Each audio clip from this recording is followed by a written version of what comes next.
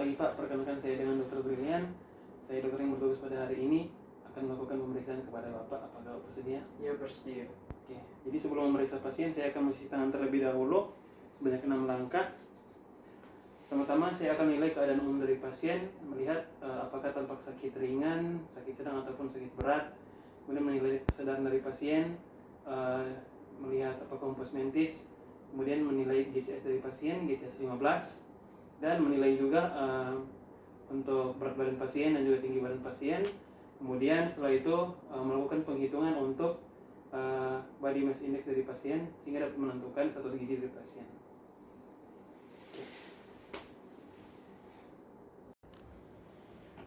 Baik, selanjutnya saya akan melanjutkan pemeriksaan untuk tanda-tanda vital dari pasien. Saya pertama-tama meminta pasien untuk berada dalam posisi yang rileks. Bapak silakan berbaring terlebih dahulu. Oke, jadi pertama-tama saya akan memeriksa tanda-tanda vital pasien dimulai dari tekanan darah. Jadi menggunakan stetoskop dan juga sfigmonometer. Bapak bisa menggulung lengan maju Bapak. Kemudian saya akan memasangkan sfigmonometer ini untuk cuff-nya pada lengan atas pasien, kira-kira 2 jari di atas siku.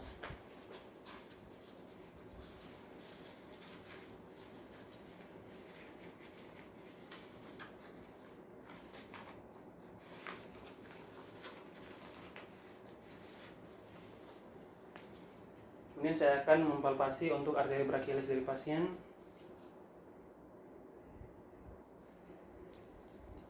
Dan menaruh diafragma dari stetoskop ke arteri brachialis.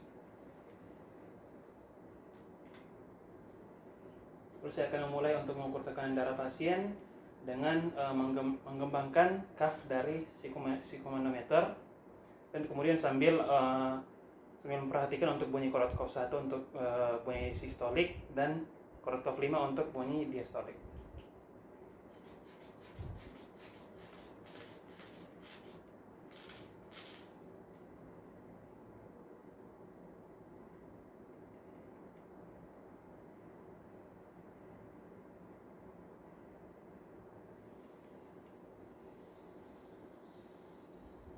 Ditemukan untuk tekanan darah pasien adalah 110/80 mmHg. Selanjutnya saya akan melepaskan sfigmonometer terlebih dahulu.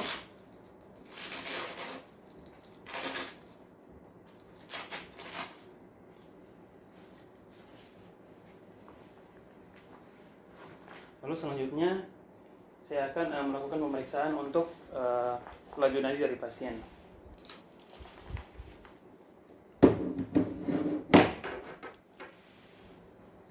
Saya akan melakukan palpasi pada arteri radialis dari pasien. Kemudian saya akan menilai frekuensi laju nadi dalam 1 menit sambil memperhatikan apakah nadi pasien reguler atau tidak reguler. Jadi untuk nadi yang normal adalah sebanyak 60-100 kali per menit. Selanjutnya saya akan melakukan pemeriksaan untuk laju pernafasan dari pasien dengan meletakkan tangan saya di atas dada pasien sambil menghitung frekuensi nafas dari pasien selama 1 menit. Kemudian menilai untuk frekuensi nafas itu normalnya 12-20 kali per menit.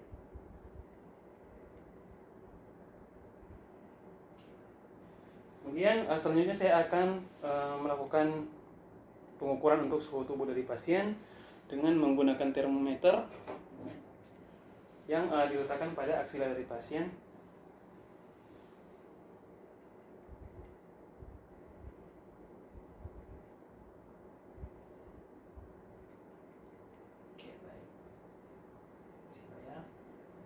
Jadi didapatkan suhu tubuh pasien adalah 36,5 derajat Celcius. Demikian untuk pemeriksaan tanda-tanda vital.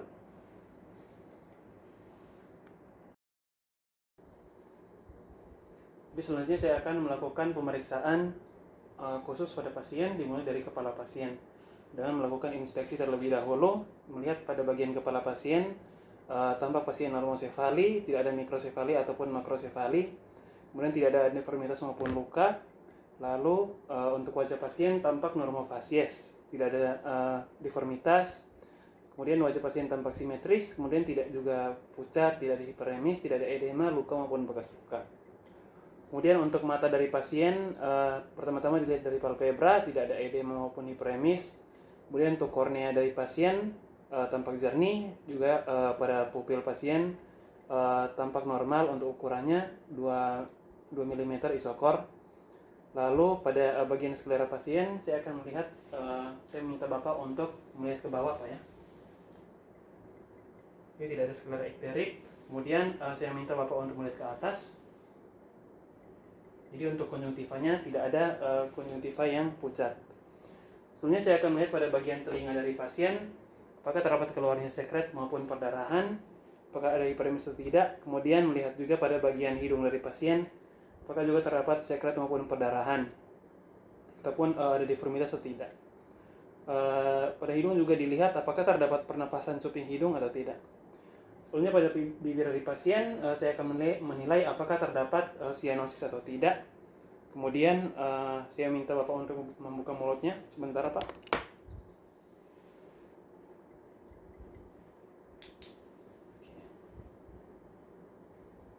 Jadi untuk mukosa mulut pasien normal, tidak ada yang hiperemis. Kemudian untuk gigi dan gusi juga tidak ada perdarahan. Lidah pasien tidak ada yang tremor ataupun deviasi. Dan rongga mulut tampak normal atau simetris. Dan juga untuk rongga leher dari pasien pada bagian faring tampak arkus faring yang simetris dan tidak ada pembesaran dari tonsil. Lalu juga tampak pada untuk kelenjar parotis dari pasien tidak ada perbesaran maupun kemerahan.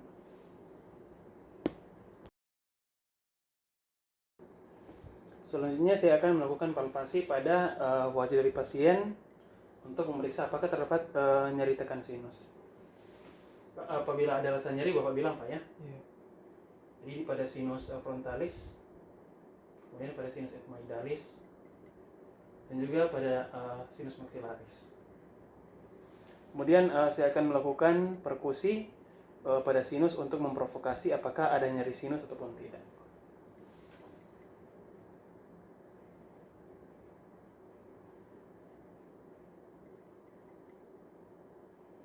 Oke, jadi pada pasien tidak terdapat nyeri ketok sinus.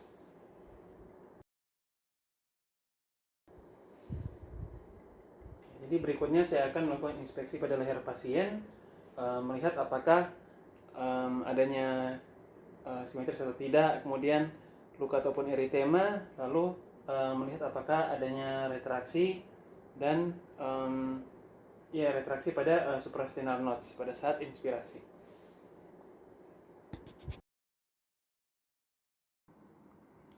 Jadi berikut ini saya akan melakukan pemeriksaan untuk JVP dari pasien. Jadi untuk mengukur JVP dari pasien, pertama-tama saya akan mencari vena jugularis dari pasien, melihat pada bagian musculus sternocleidomastoideus apakah terdapat denyutan. Kemudian saya akan membendung denyutan tersebut kira-kira di atas daerah suprakalvikular.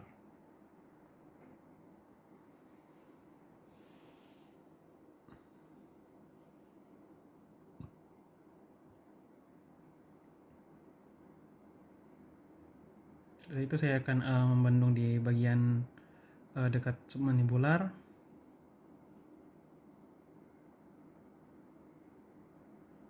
Lalu saya akan menandai untuk bendungan dari JVP dari pasien. Jadi di sekitar daerah di sini. Kemudian saya akan mengambil penggaris untuk mengukur tekanan JVP dari pasien. Jadi saya telah menandakan titik pengisian pada vena jugularis dengan menggunakan pulpen seperti yang dapat dilihat, ada titik pulpen. Kemudian saya telah mengukurnya dengan menggunakan penggaris yang sejajar dengan bidang horizontal, yaitu ini merupakan titik pengukuran acuan. Kemudian untuk garis ini dia tegak lurus dengan garis bidang pada Angulus Lodovici. Kemudian seperti yang kita tahu juga bahwa titik tengah atrium dengan jarak bidang horizontal sebagai titik acuan itu memiliki jarak 5 cm, sehingga untuk penilaian GVP yang normal adalah 5 plus minus 2 cm H2O.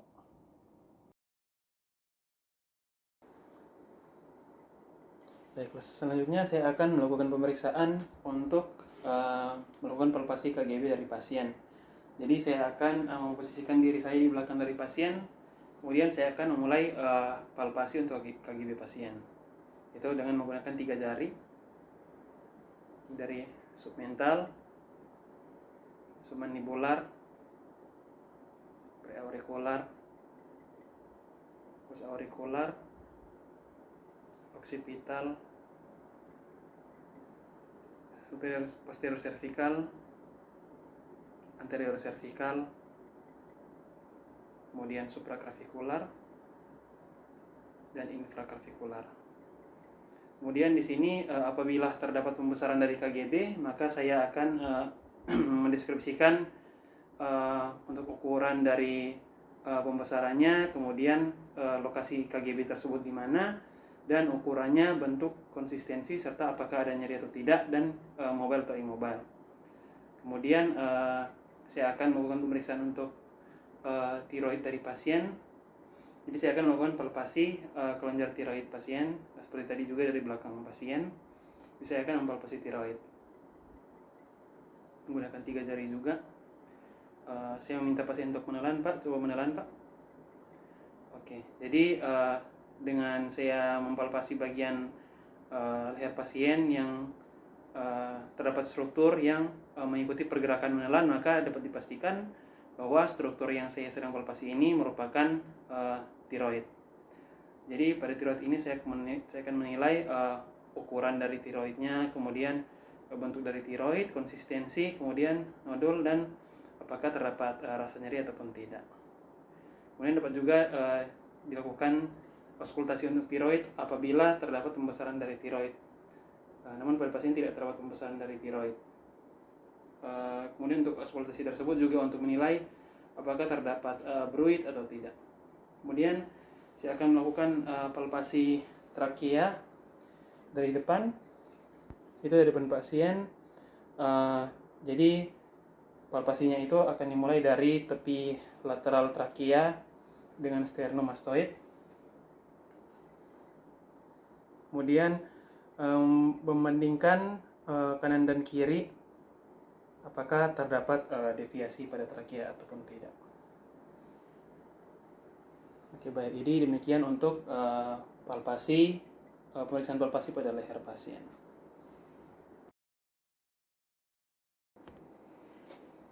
Baik, selanjutnya saya akan memeriksa untuk bagian dari toraks pada pasien. Jadi sebelumnya saya akan minta bantuan Bapak untuk melepas baju Bapak, Pak, ya.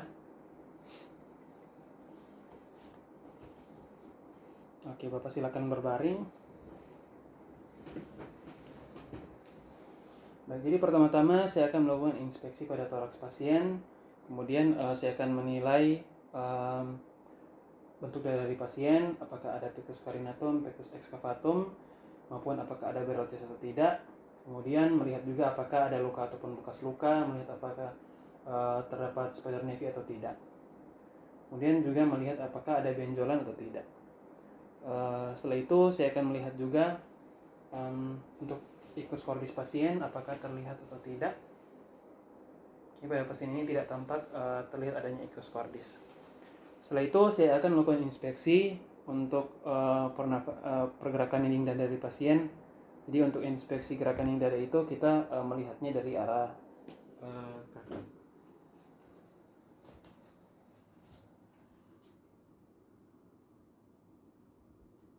Nah, jadi untuk gerak dinding dada pada pasien ini itu cenderung simetris dan tidak ada bagian lapang paru yang tertinggal. Baik, jadi setelah itu saya akan melakukan pemeriksaan palpasi pada toraks, yaitu dimulai dari palpasi untuk jantung. Itu dengan kita menilai palpasi untuk ictus cordis. Jadi saya akan melakukan palpasi menggunakan tangan kanan yang diletakkan di depan dada kiri pasien di sekitar daerah ICS 5 linea midclaviculari sinistra. Meraba apakah terdapat ictus cordis atau tidak. Jadi pada pasien ini tidak teraba adanya ictus cordis, kemudian juga tidak teraba adanya HIV, tidak kuat angkat, kemudian juga tidak teraba adanya trill pada bagian yang dipalpasi. Baik, jadi selanjutnya saya akan melakukan pemeriksaan palpasi untuk memeriksa gerak dinding dada dari pasien.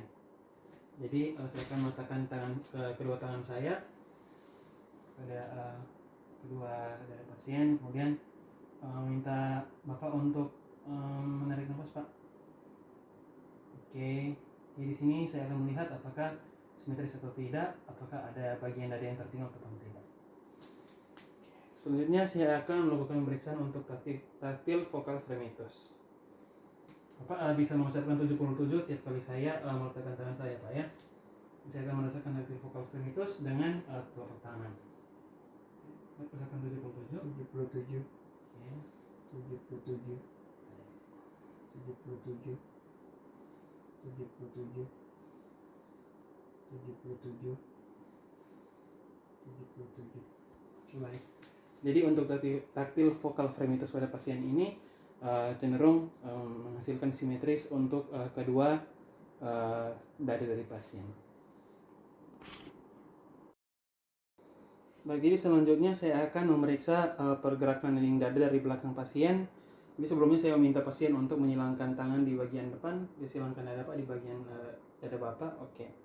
Kemudian selanjutnya saya akan melakukan pemeriksaan pergerakan dinding dada. Maaf ya, seperti bagian depan juga. Pak bisa bernafas Pak, tarik nafas. Oke, kemudian memperhatikan juga pada ibu jari. Jadi untuk chest expansion dari pasien cenderung simetris. Kemudian saya akan memeriksa taktil vokal fremitus. Seperti tadi Pak, tolong ucapkan 77 Pak ya. Tiap kali tangan saya menyentuh bagian belakang Bapak. 77. 77. 77. 77. 77. 77. Oke, jadi untuk taktil vokal fremitus juga menghasilkan hasil yang normal, yaitu simetris kiri dan kanan. Jadi untuk palpasi pada toraks pasien, pertama-tama saya akan melakukan palpasi untuk memeriksa apakah terdapat nyeri tekan atau tidak. Jadi sebelumnya saya akan bertanya kepada pasien, Pak, apakah ada terdapat bagian dada yang nyeri mungkin Pak? Tidak, baik. Jadi saya akan mencoba menekan di bagian dada Bapak. Apabila terasa nyeri, Bapak tolong beritahu saya Pak ya.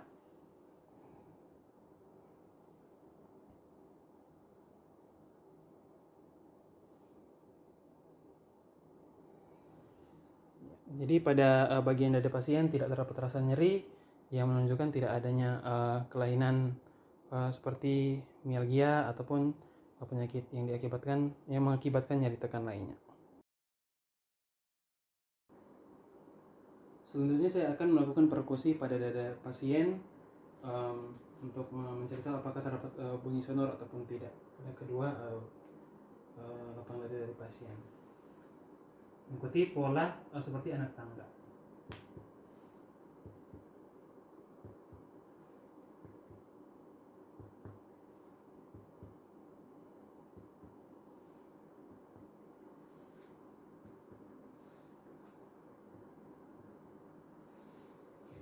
Jadi pada kedua dada pasien, baik kiri dan kanan, tampak berbunyi sonor. Baik, selanjutnya saya akan melakukan perkusi untuk dada pasien juga, untuk paru, seperti pada bagian depan juga, mengikuti pola seperti anak tangga.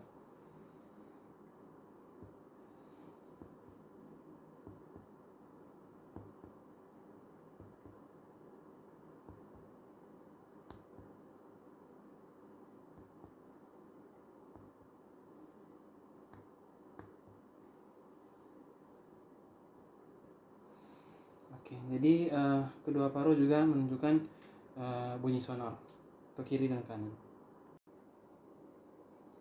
Selanjutnya saya akan melakukan perkusi untuk menentukan batas jantung kanan daripada pasien. Ini pertama-tama saya akan memperkusi dimulai dari ICS 2 linea mitroclavicularis dextra, kemudian ke arah kaudal.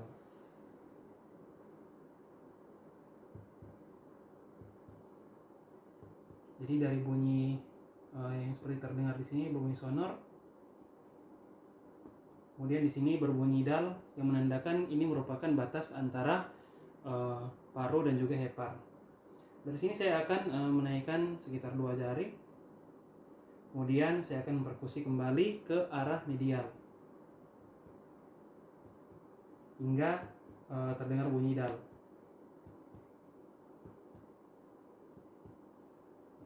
Jadi bunyi dal telah ditemukan, menandakan untuk batas jantung kanan dari pasien sekitar berada pada linea midsternalis, sekitar level ICS 4.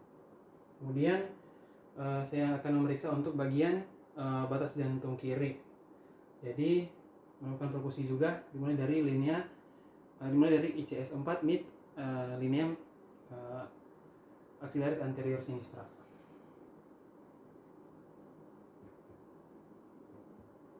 Ini dari bunyi timpani mencapai bunyi dal. Oke, terdengar bunyi dal yang menandakan batas jantung kiri dari pasien. Setelah itu saya akan melakukan perkusi untuk menentukan batas pinggang jantung dari pasien mengikuti garis diagonal dimulai dari daerah sekitar acromia clavicular zone ke arah medial.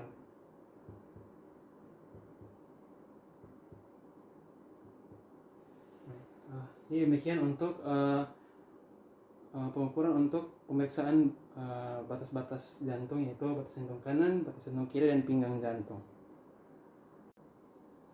Berikut saya akan melakukan pemeriksaan auskultasi pada pasien dimulai dari auskultasi jantung. Itu dimulai dari katup aorta yang berada pada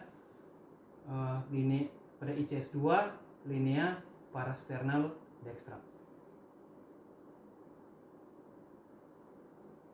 Kemudian ICS 2 parasternal sinistra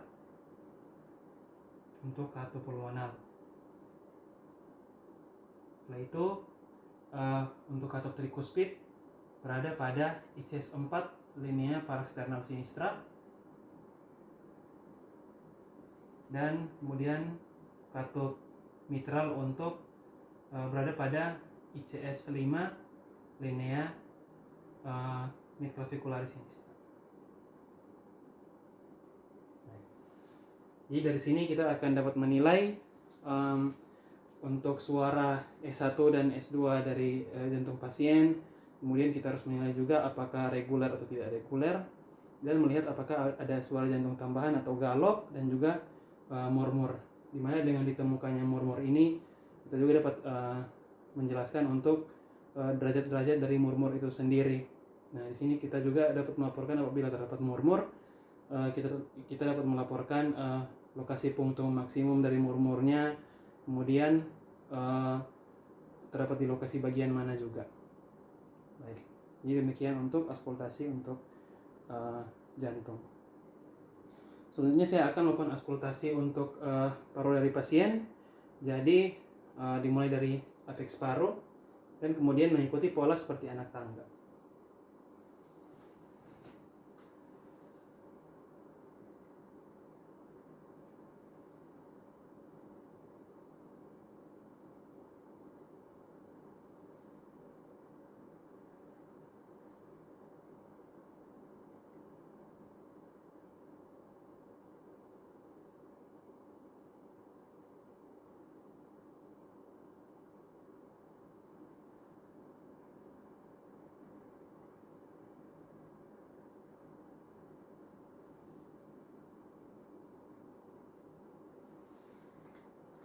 Jadi untuk auskultasi paru dari pasien, pasien tampak terdengar paru pasien memiliki bunyi nafas vesikuler. Kemudian juga tidak ada bunyi seperti wheezing, stridor, maupun juga ronki.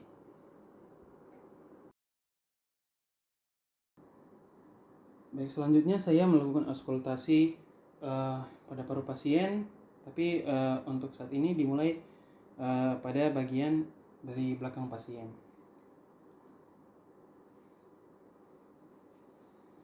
Sambil saya meminta sebelumnya Pak bisa menyilangkan tangan Bapak di depan dada Bapak ya.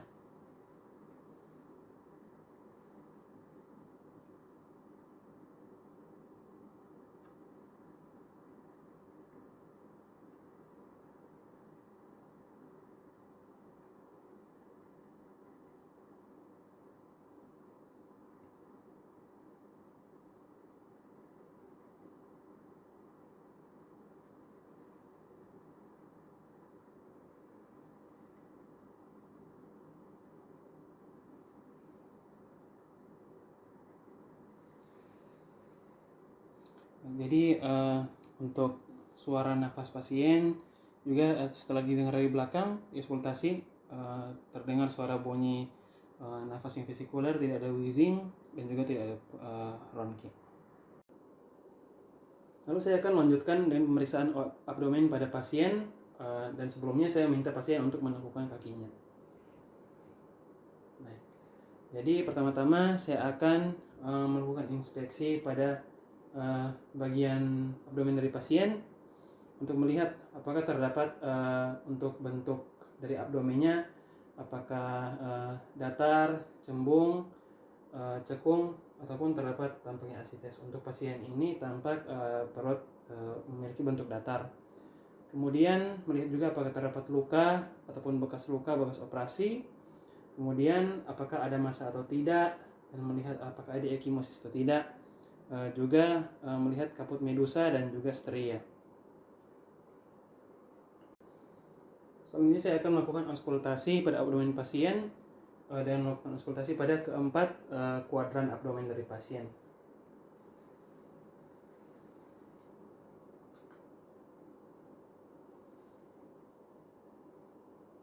Di mana di setiap kuadran abdomen kita akan mendengarkan sebanyak 1 menit.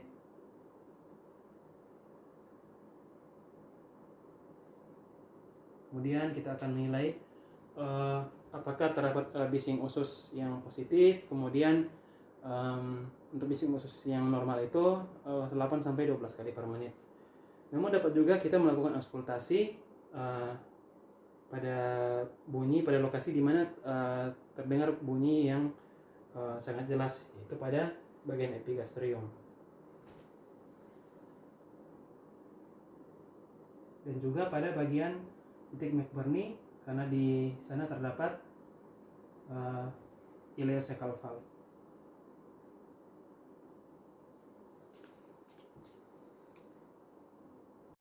Jadi untuk auskultasi abdomen juga kita harus memeriksa untuk apakah ada bruit abdomen atau tidak, yang menandakan adanya aterosklerotik ataupun adanya plak pada pembuluh darah. Jadi dapat kita dengar pada bagian aorta abdominal, kemudian pada arteria renalis, sinistra dan dextra, apakah terdapat bruit atau tidak. Kemudian juga pada abdomen sembari itu kita dapat mendengar apakah terdapat metalik atau tidak, yang menandakan adanya obstruksi dari pasase usus. Kemudian saya akan memeriksa melakukan perkusi pada abdomen pasien pada keempat kuadran abdomen dari pasien.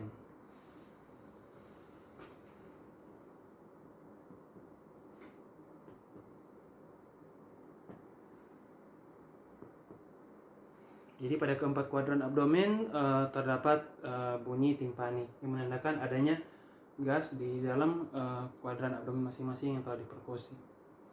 Kemudian saya akan melakukan perkusi juga untuk menentukan ukuran dari hepar.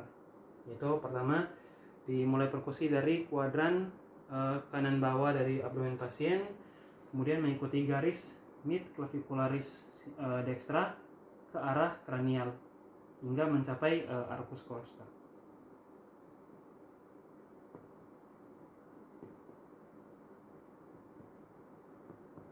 Oke, baik. Jadi di sini terdapat daerah yang dal yang tadinya timpani dari kaudal, kemudian pada saat ini terdapat daerah dal yang menandakan bahwa disinilah terdapat hepar itu tersebut berdasarkan garis dari linea mid clavicularis dextra. Selanjutnya saya akan melakukan perkusi juga kali ini pada linea misternalis ke arah superior.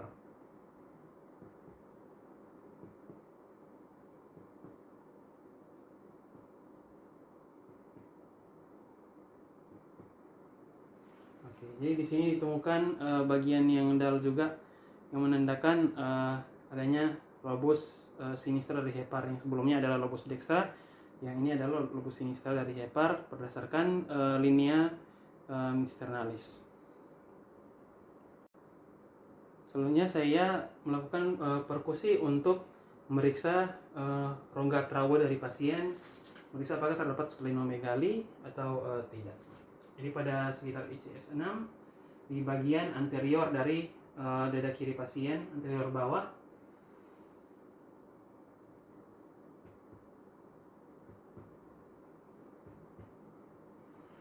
jadi pada rongga traube berbunyi timpani yang mengindikasikan bahwa tidak ada rongga traube yang terisi dengan limpa, sehingga tidak ada splenomegali. Berikut saya akan melakukan pemeriksaan untuk shifting dullness untuk memeriksa apakah pada pasien terdapat asites atau tidak. Jadi saya akan mulai memperkusi dari umbilikus dari pasien, volume timpani, kemudian ke arah lateral. Apabila terdapat bunyi dull, maka saya meminta pasien untuk menghadap ke kanan, Pak.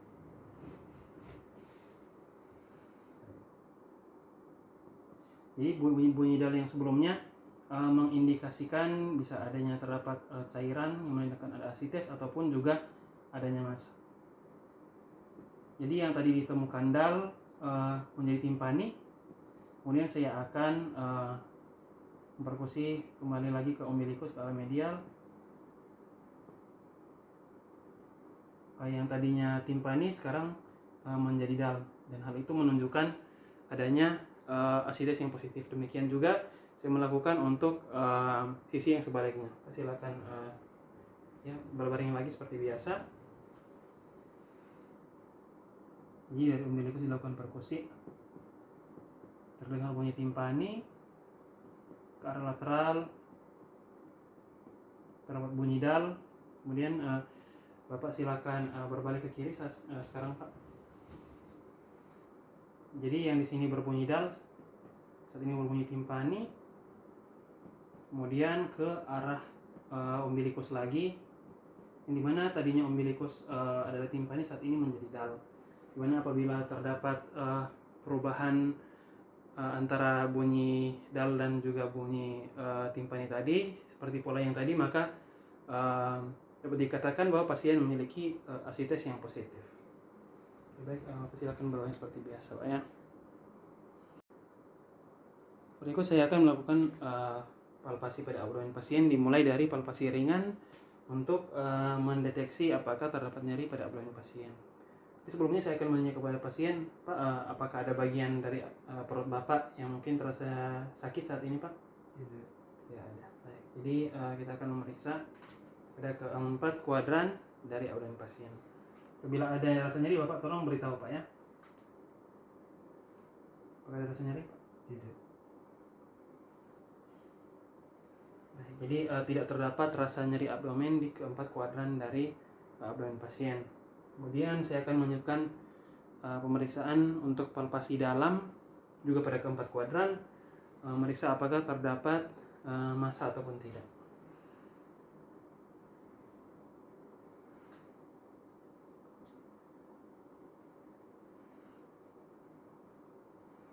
Jadi tidak terdapat massa saat dilakukan palpasi dalam pada keempat kuadran dari abdomen pasien. Setelah itu saya akan melakukan palpasi untuk hepar dari pasien. Pertama-tama dimulai palpasi dari sias. Untuk lobus kanan dari hepar. Oke. Sekarang Bapak tarik nafas, Pak. Buang nafas. Ya, tarik nafas. Buang nafas.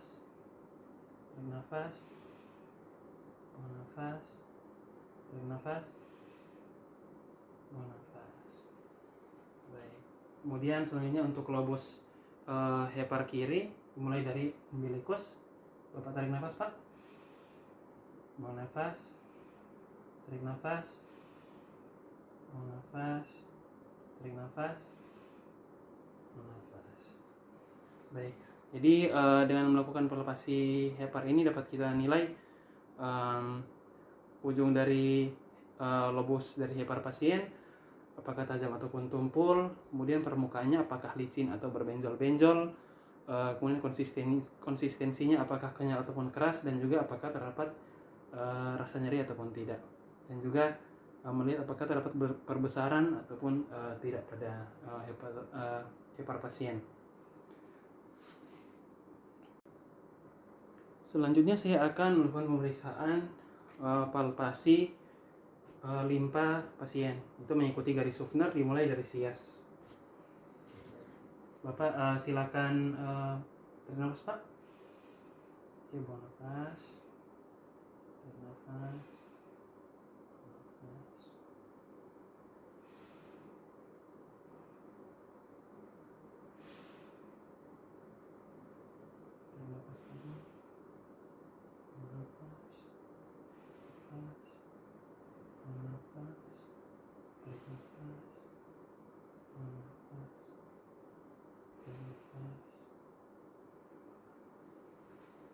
Jadi setelah melakukan palpasi limpa tidak terdapat adanya perbesaran dari limpa.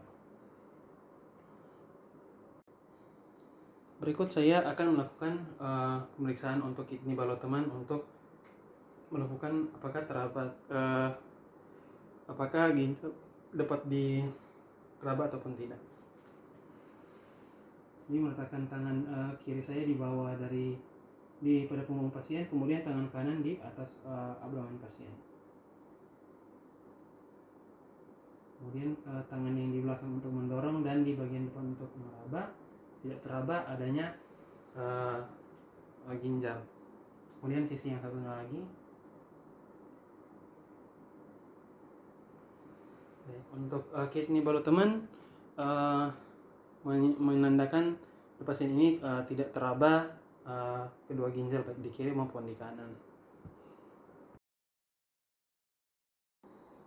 Berikut saya akan melakukan pemeriksaan ketok CVA pada pasien itu pada costa vertebral angle, itu sudut di antara costa 6 dan juga pada processus transversus vertebral lumbalis.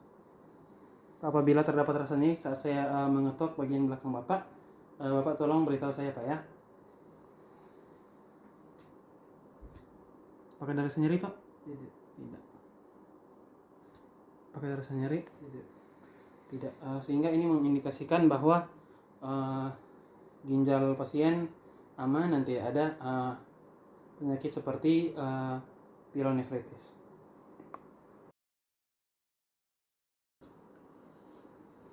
Kemudian saya akan melakukan pemeriksaan spesial test pada pasien, yaitu pemeriksaan untuk mendeteksi apakah terdapat appendicitis ataupun tidak. Jadi pertama-tama saya akan melakukan penekanan pada titik McBurney, yaitu pada titik di mana mengikuti garis imajiner antara umbilikus dan sias kanan. Titik McBurney ini terletak pada kira-kira 2/3 jarak dari umbilikus ke sias kanan. Saya akan menekan di bagian titik McBurney untuk melihat apakah terdapat rasa nyeri ataupun tidak. Saya akan menekan di bagian perut kanan bawah Bapak. Apabila Bapak terasa nyeri, Bapak tolong beritahu saya, Pak, ya. Apakah terasa nyeri, Pak? Tidak. Apakah terasa nyeri? Tidak. Oke. Jadi untuk tes McBurney negatif, sehingga tidak mengindikasikan adanya apendisitis. Selanjutnya juga untuk apendisitis sendiri dapat kita periksa dengan melakukan obturator sign. Bapak bisa meluruskan kakinya, Pak.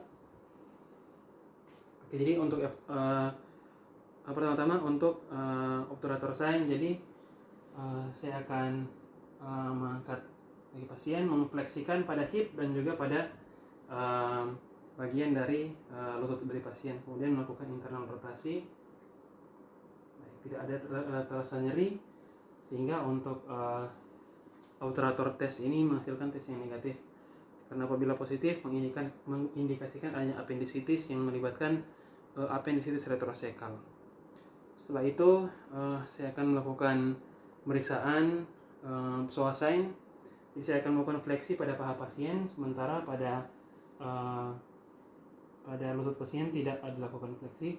Jadi kaki diangkat secara lurus. Apakah terdapat rasa sakit, Pak? Tidak.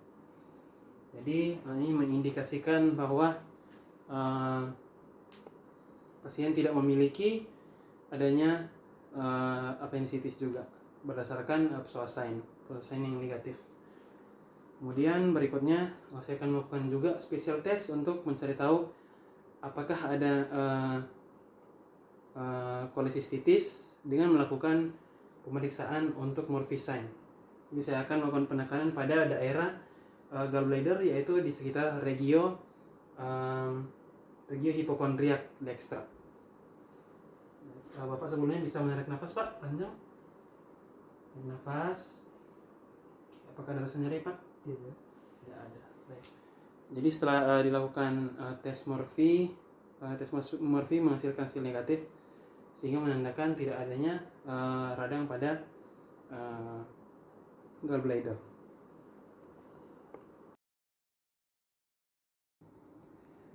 Jadi berikut ini saya akan melakukan pemeriksaan pada ekstremitas atas dari pasien, yang sebelumnya saya meminta pasien untuk melepas baju. Kemudian pertama-tama saya akan melakukan inspeksi pada pasien. Jadi saya akan melakukan pertama-tama observasi pada bahu dan juga shoulder girdle, itu pada bagian clavikula juga dari depan. Kemudian saya juga meminta pasien untuk membalikkan badan, Pak, bisa membalikkan badan. Kemudian melihat juga otot bahu dari belakang.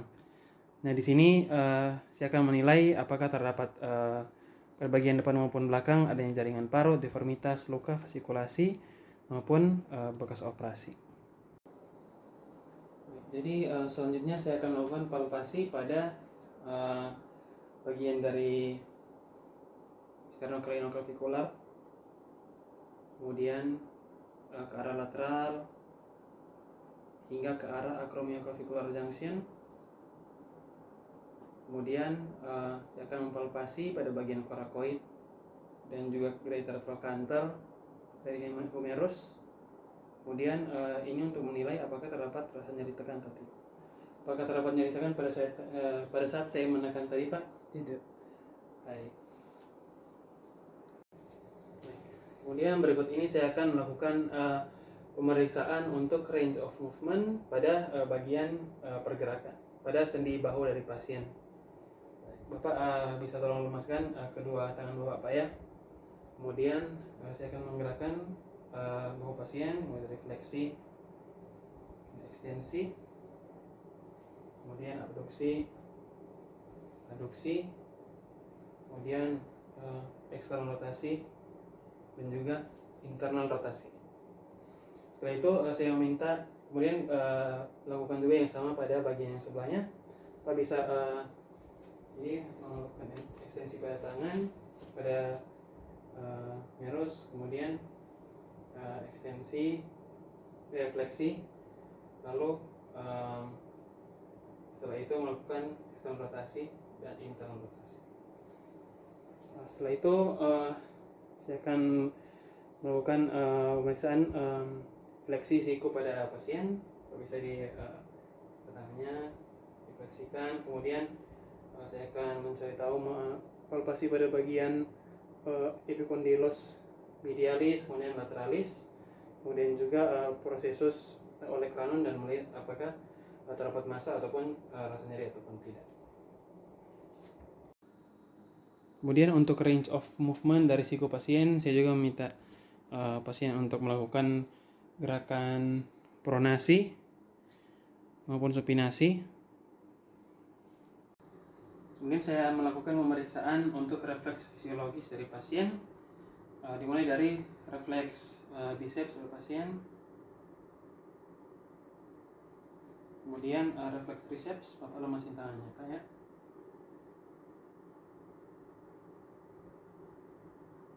Kemudian refleks untuk brachioradialis. Itu juga dengan yang sebelah.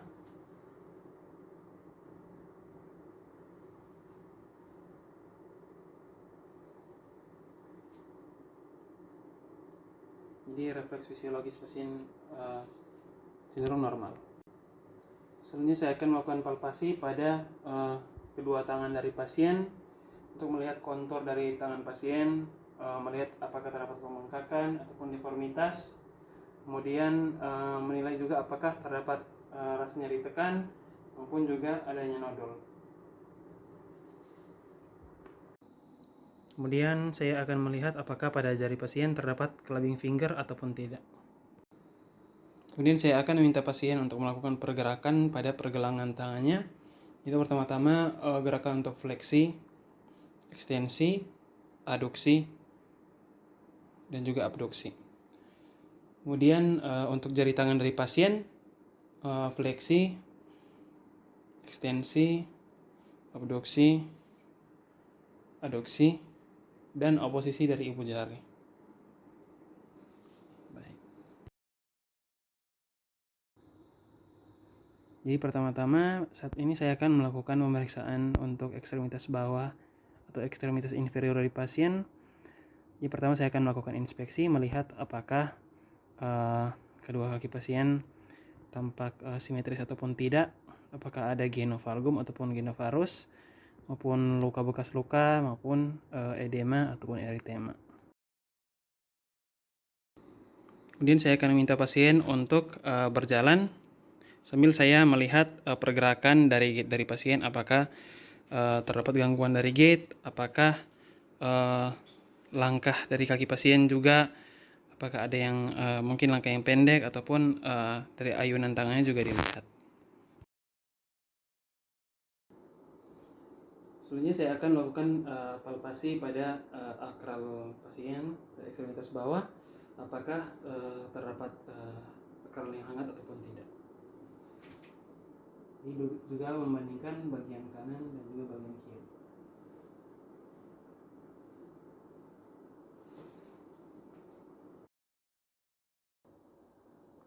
Lalu saya akan melakukan palpasi pada arteri dorsalis pedis, kiri dan juga kanan. Kemudian di sini saya akan menilai untuk frekuensi nadi dari pasien, kemudian juga apakah reguler atau tidak, dan juga dapat menilai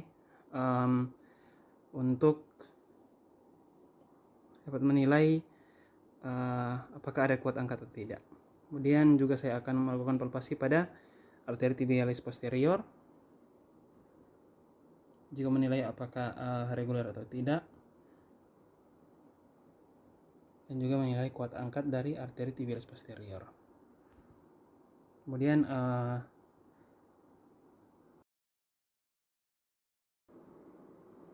selanjutnya saya akan memeriksa range of movement dari pasien dari ekstremitas bawahnya, yaitu dimulai dari pergerakan dari hip, itu hip flexion, kemudian hip extension, lalu fleksi knee flexion, extension, kemudian pada bagian ankle juga untuk ankle Pak, kemudian ekstensi, begitu juga dengan sebelahnya, terus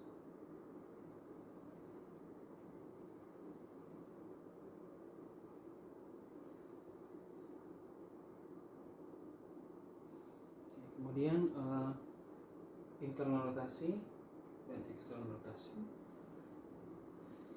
yang sebelah juga internal rotasi dan eksternal rotasi. Sini untuk kita menilai apakah terdapat tahanan ataupun rasa nyeri. Setelah gerakan range of motion yang pasif sebelumnya, maka saya akan melakukan pemeriksaan untuk gerakan range of motion aktif, dan juga sembari minta pasien juga untuk memeriksa saya lupa. Jadi sebelumnya telah dilakukan pemeriksaan range of motion untuk ekstremitas bawah secara pasif. Kemudian pada saat ini akan dilakukan range of motion aktif dan juga pemeriksaan untuk motorik dari ekstremitas bawah dari pasien, kekuatan motoriknya. Jadi Bapak tolong lawan gerakan yang akan saya berikan kepada kaki Bapak, Pak ya. Pak bisa mengangkat kakinya, Pak, secara lurus. Angkat kakinya lurus.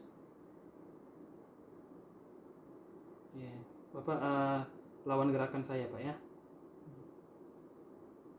Oke, bagus. Kemudian saya akan mendorong Bapak ke bawah, Pak. Kakinya ke bawah, lawan. Oke, baik. Kemudian itu bukan sebentar, Pak ya. Bapak seperti menendang, Pak. Kemudian tarik lagi kakinya. Kemudian Bapak mengangkat kaki Bapak, lalu seperti menginjak gas, Pak. Baik. Diluruskan lagi. Kemudian kaki yang satunya lagi Bapak mengangkat, Pak, secara lurus kakinya. Kemudian menekankan ke bawah kakinya lagi.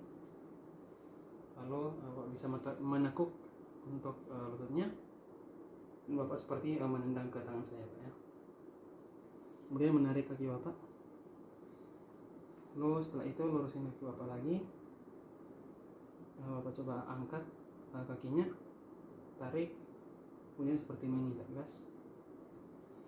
Oke, baik. Jadi untuk kekuatan motorik dari pasien ekstremitas bawah pasien cenderung normal.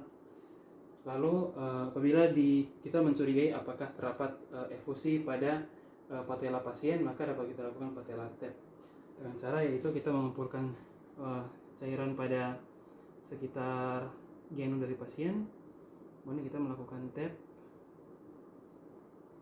dan akan terasa apabila normal maka terasa patella terasa seperti melayang. Jadi demikian untuk pemeriksaan fisik. Terima kasih.